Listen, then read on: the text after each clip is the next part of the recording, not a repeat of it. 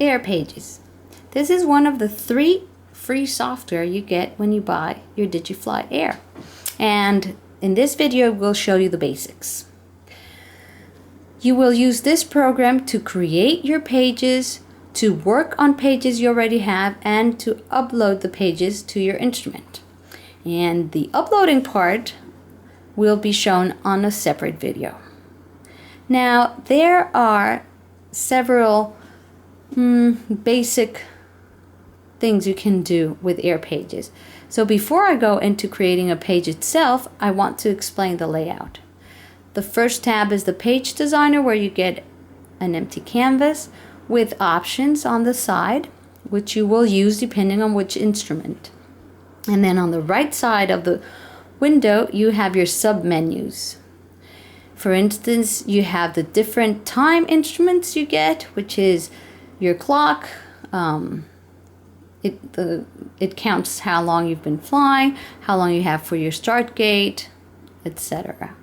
On your distance submenu, you have the distance to the current waypoint where you're going, the distance to your CTR in case you have one, distance to goal, and so forth. The same with efficiency, your instant glide, your required glide to waypoint, and your required glide to goal. And this really cool navigation instrument that will show you with the efficiency you have at that moment where you will get to related to the center of the waypoint, which would be the intersection of the 2 lines. On most instruments, and let's take this instrument, the countdown, for the example, you can change the borders, which is the red line across it. Right now it's red because it's telling me that I'm working on this particular instrument. You can have it squared, or you can have no border. I usually keep it on round.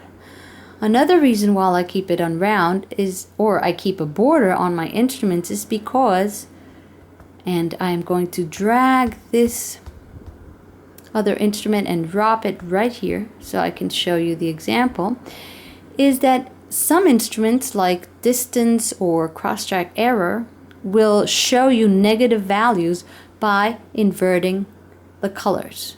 So this is your normal setup, white background, black letters. But on reverse, which would be showing you a negative value, you would have black background and white letters. If you don't have this border, the instrument is not going to be able to show you that black background. So we suggest you leave that border, especially in those instruments that could show you negative values. So back to how it works. You drag and drop, like you can see. And I will leave it here for now. This bar, you see I put it all the way on the left, and that is because that is linked directly, you will see the Digifly right now, to this bar on the screen, because this is where you see the numbers of your vario. So you always want to leave that bar on the left. When I create a page, before I even start fiddling around with the canvas and the menus, I make notes, and this is an example. I chose a page, page number 3, which is thermaling before start gate, and I made a list of things I thought could be useful to have on that page. That way I already have guidelines. So I have the time, which is this one right here. Let's go for the distance. Here it is, distances, and I look for the distance to the current waypoint, which is referred to as distance 1. I click with my left button, I drag, and I wait until I get the rectangle, which lets me know that I am okay to drop the instrument there. Now the distance instruments, I can also change the size of them. Default is normal, then we have a, let's call it medium size, and then we have a large size. As you can see, the large size will almost take up your full screen. And it's pretty large. So let's leave it on normal. The border is rounded, and then the label, which you can have it on the left side, which will make it a little bit smaller and have an abbreviated version of the name on the left side, or no label at all. I usually have it on left or top, and I'm going to keep it on top for this one. I also like to know in this page the speed I'd like to, or the speed I need to make it to the start gate on time. I wait for that rectangle and I drop it. And for now I'm going to put it right there. The direction. There is the follow me arrow, which I like pretty much. I'm sorry, I like a lot. And I meant I like it when I'm on my thermalink pages, because that arrow will always change as I'm flying to let me know in which direction the optimized route is. And that comes pretty handy. I want my navigation plotter, which is in graphical navigation. You have the different options. You have your plotter, your linear compass, your round compass. And for this one, I am going to drag and drop the plotter. Now, look at this corner. This corner is blocking the vario. But if I think of both instruments, this part of the plotter, it won't really show me things that I won't be able to see. So with that right button, I send it to the back. And there we go. Now the vario instrument is in front, and I will be able to fully see it while the plotter on the back is hidden. So I just move the plotter on the back a little bit so I can practically see the whole grid.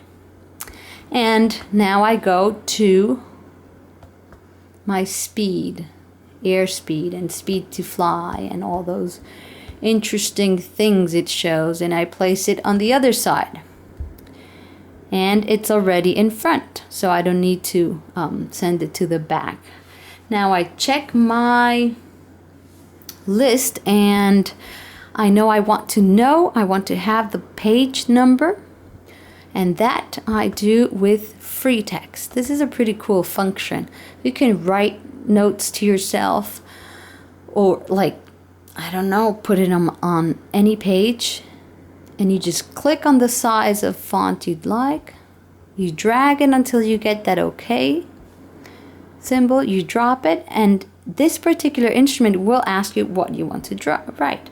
So all I want is the number 3, that it indicates which page I'm on. There it is, it's up here. Then I drag and I drop it where I want it, which is on the lower left corner. Looking at my list, the only thing I am missing, I think, is my thermal tutor, my thermal assist, which is right here in this last sub menu. I drag and I drop it. And I see here, you see how it overlaps? So I think I'm going to move things around a little bit, change sides. So it'll be here in this part, and I will send it to the back using the right button on my mouse. There it is. And I still have my arrow here. Well, I think the only thing I'm missing now is the name of my waypoint, which is in this same menu. And I am going to drag, drag, and wait for that OK sign and drop it. And I am going to set it down here. That will show me the name of the waypoint, the current waypoint, where I'm flying to. And I think I'm pretty happy with this page. So even before I were to upload it to my instrument, I would like to save it. So I always have a copy of it in my computer, and I can come back to it and adjust it as I learn more about the page when I fly. So I am going to save it, standard procedure for all computers. the AirPages will automatically take me to the AirPages folder, and I have an extra folder here where I am going to save this page, and I'm going to call it page 3 example 2. Oh, there it is. And that's it. Now you can see it's pretty user-friendly, intuitive, and actually fun to work with. Remember, you get more information on the manual, and you can always send us emails with your questions. Remember to visit our website, www.digiflyusa.com.